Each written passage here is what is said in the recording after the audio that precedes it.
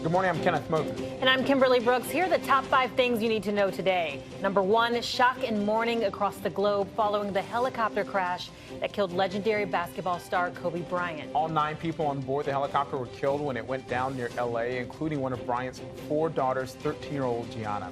They were reportedly heading to her basketball game at the time of the crash. And overnight, thousands of fans converged on the Staples Center in Los Angeles, where Bryant played his home games with the Lakers. Number 2, the draft of former National Security Advisor John Bolton's new book claims military aid for Ukraine was connected to a political investigation of Joe Biden and Biden's son.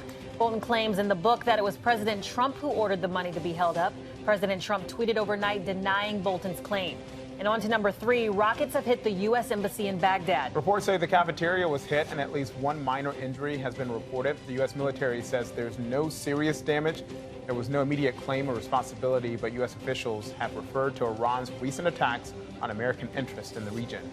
We head overseas for number 4, where China now confirms at least 80 deaths and more than 2,700 cases of the new coronavirus. Yes, at least 5 cases are confirmed here in the U.S. in California, Arizona, Washington, and Illinois.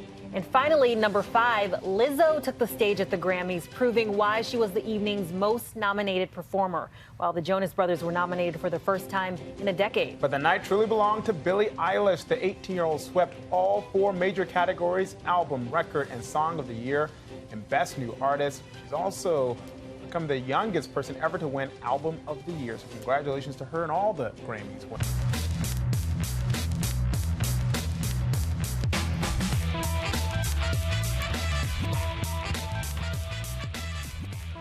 Good morning, everyone. The mayor of Los Angeles may have said it best. Kobe Bryant will live forever in our hearts and will be remembered as one of our greatest heroes. Fans have been sharing their grief overnight at memorials in Los Angeles, around the country, and across the globe, remembering Kobe Bryant not only just for his determination on the basketball court, but for his larger-than-life personality and for his fierce devotion to family.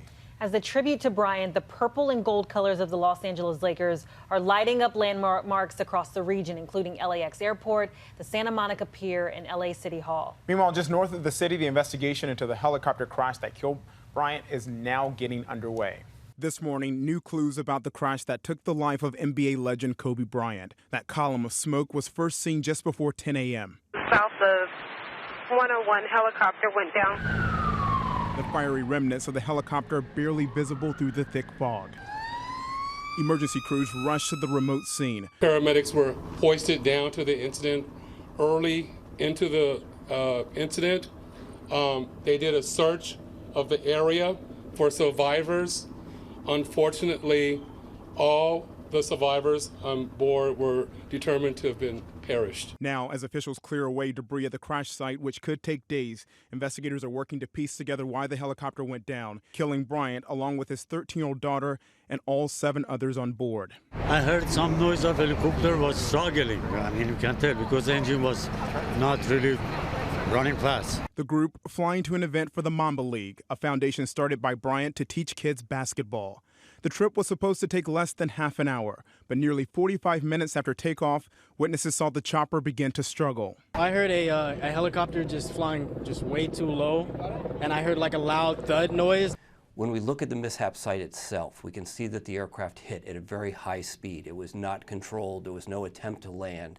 And so whatever happened here was catastrophic and happened in those last 15 seconds of flight. Visibility at the time of the crash was so bad the LAPD had grounded police helicopters at the time. But the sheriff's department says it's too soon to know whether fog played a role. The tragedy leaving friends and fans struggling to understand the loss. I'm sick right now. I'm sick. Those closest to Bryant and his daughter described being crippled by the news. A lot of us broke down because it was just like everybody started getting on their knees. Known for his love of basketball, former President Obama stunned, tweeting Kobe was a legend on the court and just getting started in what would have been just as meaningful a second act. Memorials across the country growing by the hour, the biggest in Los Angeles, where fans say Kobe was larger than life. This is a city that loves him. Every single screen that you can see, if it's available, has a picture of Kobe Bryant on it, saying in loving memory of Kobe Bryant. I just don't have a lot to say. The news is just devastating to everybody. Overnight, other NBA legends like Magic Johnson, Michael Jordan, and Kareem Abdul-Jabbar paid tribute. This loss It's just hard to comprehend. LeBron James, who was praised by Bryant for breaking his all-time scoring record just this weekend, was seen being consoled after hearing the news. Former Lakers teammate and friend Shaquille O'Neal, who rose to fame alongside Bryant, tweeted he had no words to express the pain he was going through, losing his niece Gigi and his brother. Players on Sunday writing tributes on their sneakers with Bryant's number and RIP and heart symbols. Bryant often took that helicopter to avoid LA traffic. His former pilot tells the Los Angeles Times the chopper had a strong safety record and was in, quote, fantastic condition. We have much more to come on the death of Kobe Bryant, including the powerful tribute at the Grammys from Alicia Keys and Boyz II Men. Much more to come on Bryant's legacy this morning. Stay with ABC News for continuing coverage. But now we turn to the other big story this morning, a major development in President Trump's impeachment trial. The New York Times has obtained a draft of former National Security Advisor John Bolton's new book. And in the draft, Bolton says President Trump held up military aid to Ukraine because he wanted the Ukrainians to investigate the Bidens. President Trump overnight tweeted a fierce denial. Meanwhile, on Capitol Hill today, Alan Dershowitz and Ken Starr are scheduled to present arguments defending the president. ABC's Andrew Denbert has all the new details from Capitol Hill. Andrew, good morning. Kenneth, Kimberly, good morning. Yeah, as Trump's team prepares to fight impeachment, a yet-to-be-released book is ramping up Democrats' demands to allow witnesses and new evidence be admitted in this trial. Democrats want one witness to testify more than any other, former National Security Advisor John Bolton. A new report by the New York Times shows just how critical to the case he may be. According to the Times, 4 weeks ago, Bolton submitted a manuscript to the White House of an unpublished book he wrote called The Room Where It Happened. The Times says Bolton detailed an August 2019 conversation with Trump, claiming the president told Bolton personally that he wanted to continue withholding military aid to the Ukraine until officials there launched investigations into Trump's rivals, including Joe Biden. ABC News has not independently reviewed the manuscript. This reported firsthand account undercuts what the president's lawyers argued in the impeachment trial over the weekend. There is simply no evidence anywhere that President Trump ever linked security assistance to any investigations. President Trump flatly denying the new report. I never told John Bolton that the aid to the Ukraine was tied to investigations into the Democrats, including the Bidens, and released the military aid to Ukraine without any conditions or investigations and far ahead of schedule. Democrats feel this only boosts their case for additional witnesses and documents. Senate Minority Leader Chuck Schumer pleading to some moderate Republicans on Twitter to go against party lines and vote to introduce new evidence in the trial. John Bolton has the evidence. It's up to 4 Senate Republicans to ensure John Bolton, Mick Mulvaney, and the others with direct knowledge of President Trump's actions testify in the Senate trial. Bolton has said he would testify if subpoenaed in the Senate. Meanwhile, the trial resumes this afternoon. Kenneth, Kimberly? Andrew Denbert, let's talk for a second here. ABC's newest correspondent. You didn't know we were going to do this, but this is what we do on It's Morning America. We have a little conversation. So they threw you right into it, man, right? Right into it, yes. This is my second day. This is your second day. Where'd you come from? Miami, beautiful Miami. So okay, so he gave up Miami. Sunshine for winter. Okay, well, I'm sure you're going to have a lot of fun covering Washington politics. I know I did, but we could have switched places. I could have gone to Miami instead. So it's great to have you on the team, friend. Yeah, great to be here. I'm sure I'll be busy all year. I'm sure you will. All right. Well, senators are back in Washington for the impeachment proceedings this morning after spending part of the weekend on the campaign trail. Let's check in on our team following the candidates ahead of the Iowa caucuses. Hey guys, I'm Molly Nagel here in Cedar Falls, Iowa with former Vice President Joe Biden. Monday marks Biden's 3rd day here in the Hawkeye State, and he is staying put until the Iowa caucuses. A slew of recent national and state polls showed Biden neck and neck with Senator Bernie Sanders in the 2020 race, and even the former vice president said he thinks it's going to be a tight one. The poll, I feel, is what I'm doing when I'm out, and it feels good. And if you look at, I haven't looked at all the polls, but they're up, down, and around. I think it's going to be a close race in Iowa. It's going to be a close race in New Hampshire. Well, Biden has 3 events in Iowa on Monday where he'll be making his final pitch to voters ahead of the caucus. And it comes as you're likely to hear former Vice President Biden's name mentioned often in Washington, D.C. as part of the Senate impeachment trial. Biden told reporters that he expects to be the focus of that trial on Monday, but says he doesn't feel he needs to respond to Republican attacks. I'm Armando Garcia in Des Moines, Iowa, where Senator Amy Klobuchar wrapped up her last event of the weekend before she heads back to D.C. for the impeachment trial. The senator touted the recent spike of endorsements that she has had. The New York Times, the Quad City Times, the Union Leader, which is the largest newspaper in New Hampshire, just to name a few. But she asked voters to get behind her, give her their support, and give her, quote, a ticket out of Iowa. This despite the fact that her constitutional duty to be at that impeachment trial is going to keep her from campaigning in the Hawkeye state as much as she would like to, with just 7 days to go until those first ballots are cast. Please join us for that Constitution. Join us for the simple idea that this state and these caucuses have picked people that no one thought was ever going to win at the beginning. But you had the wisdom to think, you know what, this person deserves a chance. This person deserves a ticket out of Iowa to be able to go forward. And I'm asking you to do that for me. Thank you very much. Appreciate it. I'm here in Cedar Rapids, Iowa, where Senator Elizabeth Warren has been spending the entire weekend back on the campaign trail. And she came back to the Hawkeye State with a really major endorsement welcoming her here. The Des Moines Register editorial board endorsing her, saying that she would push an unequal America in the right direction. I'm fighting back because we are at our best as a nation when we fight back. When we see big problems and we take them on and we fight back. Fighting back is patriotic. It's true. We fought back against a king in order to build this country. We fought back against slavery in order to preserve this country. We fought back against a Great Depression in order to rebuild this country. We fought back against fascism in order to protect this country. We are at our best when we take on big problems and when we fight back. Yeah, Warren's rallying cry here that fighting back is patriotic, and now she'll be jetting right back to the Capitol for week 2 of that impeachment trial. Mayor Pete Buttigieg is back in Iowa, where he's expected to remain through the caucus, and it is very important for his candidacy to do well in this state. It's where he's risked a lot of his money, a lot of his efforts, and on Sunday he held a town hall in West Des Moines where he's really pushing his outsider status to help him propel to the candidacy.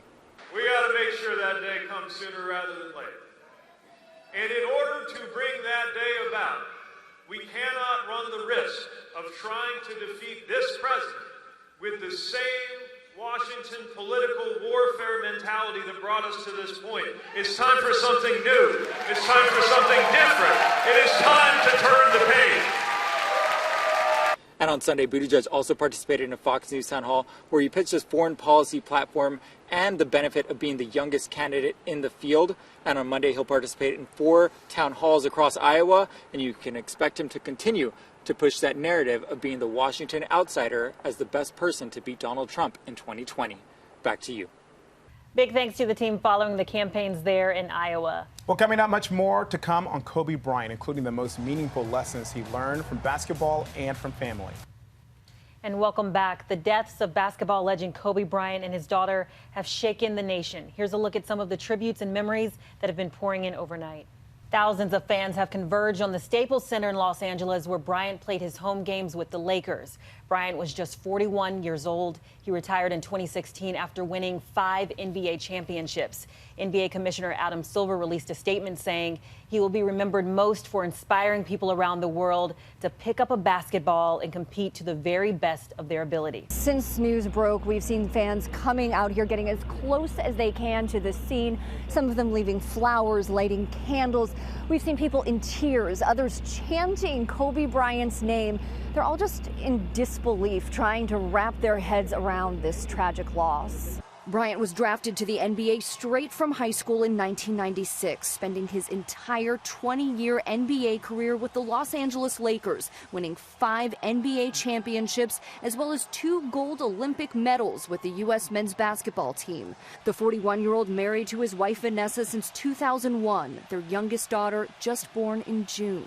Bryant retired from basketball in 2016, his third all-time scoring record passed by LeBron James. Bryant responding with what would be his final tweet, continuing to move the game forward at King James. Much respect, my brother. I'm happy just to be in any conversation with Kobe Bryant, one of the all-time greatest basketball players to ever play. A moment of silence at this NBA game as so many pay their respects on social media, including Shaquille O'Neal posting on Instagram that there are no words to express his pain, calling Bryant his brother. Michael Jordan echoing that, writing, "I'm in shock," calling Bryant a fierce competitor, one of the greats of the game and a creative force. Fans gathering near the scene, at his home, and at the Staples Center, where Kobe's 2 jerseys hang in honor of the iconic athlete. At an early age, it's important for kids to have freedom and have flexibility to create and to imagine, and for the game to be fun while teaching fundamentals of the sport. I think it's hard to find that blend, but it's extremely important. That was Kobe Bryant speaking about teaching the next generation, which became his passion. After learning of his death, one sports writer said Kobe Bryant thrived on the slow, relentless burn of self-improvement, and he wanted to teach that work ethic to kids. He grew up in Italy, learned several languages, and never stopped trying to improve himself, even winning an Oscar. For Kobe Bryant, his biggest accomplishment was always his family. From his highest of highs to his lowest of lows, his wife and kids were by his side. When he retired from basketball after an incredible career, when we're raising our daughters, one of the things that we teach them is you just got to try your best. You just got to give it your all, give it everything you have. And if you come up short, you just get up and you just try again next time. And when he was accused of sexual assault at the height of his fame, Vanessa and their 4 daughters, Natalia, Gianna, Bianca, and Capri, kept him going. I was a little worried about turning this into a film. I'd never done something like that before. And we were in a house and we were talking about it as a family. And my little 11-year-old Gianna goes, "Well, Dad, you always tell us to go after our dreams, so man up." His girls even inspired him to pursue a career teaching, supporting, and motivating children, leading to many of his post-basketball endeavors. After retiring, Bryant not only won an Oscar and an Emmy for his animated poem, Dear Basketball, but started a podcast and wrote an entire series of books, including one that was inspired by fellow athlete Serena Williams. That's been what we do. That's not who we are. We've all been something more outside of our craft. And we look forward to continuing to grow and continuing to evolve as people. Within his efforts to educate and inspire, his top pupil was without a doubt his daughter Gianna. Hey, my baby Gigi, here at the WNBA All-Star Game, checking it out, having a great time, watching some great basketball. At just 13 years old, she already embodied her father's famous Mamba mentality. The daughter he called his Mambacita reminded the superstar of himself. I thought it looked just like Gianna, our daughter. So little Kobe, I looked at the face and I was like, oh my God, it looks just like Gigi. Gianna, who tragically died alongside her dad, even dreamed of carrying on his legacy. Do you think your daughter might want to play in the WNBA? She does for sure. She does? I mean, this kid, man. Wouldn't that be great? Dude, man, I'm telling you. The best thing that happens is when we go out and fans will come up to me and she'll be standing next to me and they'll be like, "Hey, you gotta have a boy. You and V gotta have a boy, man. You have somebody carry on the tradition, the legacy." She's like, "Oh, I got this." And Bryant was passionate about the impact of sports. When he retired, he wrote a letter to the fans entitled, "When we first met, I was just a kid." In the letter, he said, "What you've done for me is far greater than anything I've done for you." Among the 9 people who died in yesterday's helicopter crash was one of the top junior college baseball coaches in the country. Yes, John Altobelli, his wife Carrie, and their daughter Alyssa were killed as well. Altobelli won more than 700 games as head coach of California's Orange Coast College baseball team and was honored as National Coach of the Year last year. His daughter and Gianna Bryant played on the same travel basketball team. And an incredible coincidence, last night's Grammys were handed out in the building Kobe Bryant called his basketball home most of his career. Yes, the 62nd edition of the awards show took place at the Staples Center in Los Angeles, and fans both inside and outside the arena remembered the Lakers legend. Host Alicia Keys said the memory of everyone lost in the crash was in their hearts. And we're literally standing here heartbroken in the house that Kobe Bryant built. Keys was then joined on stage by Boyz II Men, and they performed an emotional rendition of It's So Hard to Say Goodbye to Yesterday. Lizzo dedicated her rendition of Truth Hurts to Bryant, saying, "Tonight is for you, Kobe. I'm crying because I love you." We saw so many tributes inside the Staples Center as well. Wow, just some incredible tributes there. And that brings us to our question of the day. What will you remember most about Kobe Bryant? For you?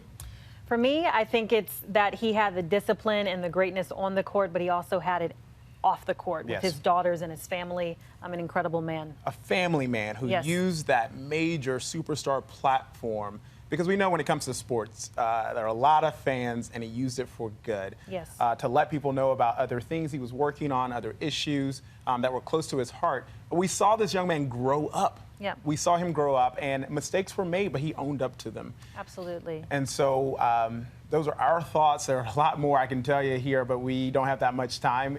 We want to hear from you. Tell us in the comments or tweet us at ABC News Live. And we do have other news to get to. Here are some of the stories we've covered so far on World News Now and America This Morning. Breaking news from southwestern Iran. Some incredible images coming in. A passenger jet skidded off the runway and ended up blocking this busy street. Yes, 135 people were on board the Caspian Airlines flight. Everyone apparently made it out safely. Reports say there was a technical problem with the plane's landing gear. We turn now to the growing battle to contain the coronavirus. The death toll rose overnight to at least 80 people. And now doctors have confirmed more cases here in the United States. This morning, the race to contain the potentially deadly coronavirus is intensifying. New cases in California and Arizona have now pushed the number of patients in the U.S. to 5. Each of them traveled recently to the epicenter of the outbreak, Wuhan, China. Chinese health officials overnight confirmed 80 people have now died from the virus, and nearly 3,000 have been infected.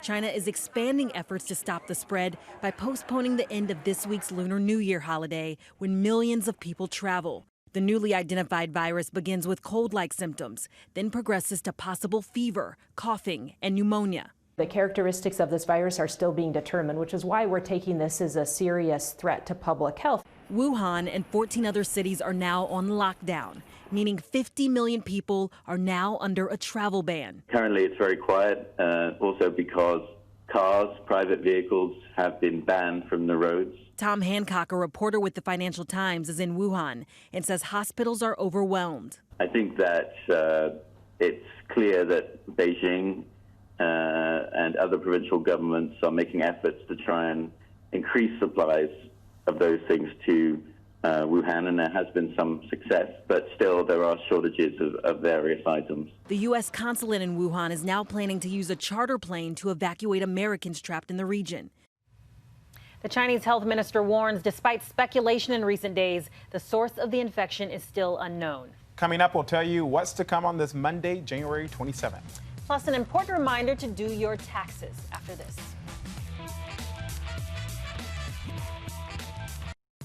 Welcome back. Here's what to watch out for today. The impeachment trial of President Trump continues. The president's lawyers plan to present the heart of their case, with Alan Dershowitz, Ken Starr, and Pam Bondi speaking. Dershowitz has said that even if true, the charges are too minor to remove President Trump from office. And you can now file your tax returns. This is the first day the IRS will accept them. This also marks the second year of the new tax law. Officials are hoping fewer taxpayers will be caught by surprise and owe money. And SpaceX is scheduled to launch its Falcon 9 rocket, carrying its fourth batch of Starlink satellites from Cape Canaveral, before landing its boosters on an autonomous drone ship in the Atlantic Ocean. Well, that is it for us on this Monday morning. It has been something else, and a somber Monday as we honor the legacy and celebrate the life of Kobe Bryant. And again, please stay with ABC News Live for continuing coverage of the death of Kobe Bryant and those other lives lost in the helicopter crash, including his young daughter. And we're sending lots of love to all of the families. We sure are. Have a good one.